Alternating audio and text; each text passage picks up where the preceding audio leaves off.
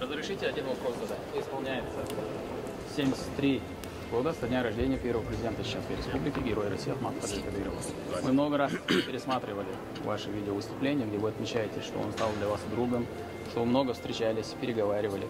Наверняка строили какие-то планы, ставили задачи, идеи по развитию региона. И вот сегодня, спустя 20 лет, посетив регион, все увидев своими глазами, на ваш взгляд, насколько удалось реализовать планы, которые вы строили с Ахматом Хаджи Кадыровым в самое сложное для страны и региона, в частности, время? Спасибо. Чуть-чуть удалось. Но много еще придется сделать. Но я уже сказал, вот знаете, когда смотришь на эти планы, если бы не знать и не видеть, что уже сделано, то трудно представить, что это возможно. Вот сейчас мы смотрели новую мечеть на площади с Рамзаном Ахматовичем, вспоминали, что здесь было когда-то, да?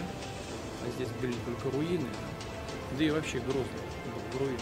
Я не помню, говорил это публично. Нет, мы с Ахмат Хаджи думали восстанавливать Грозный вообще или строить новую столицу новой Чечни на новом месте.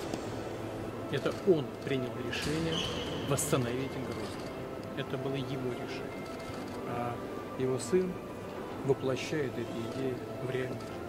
И у него это получается. Я же всем желаю успеха.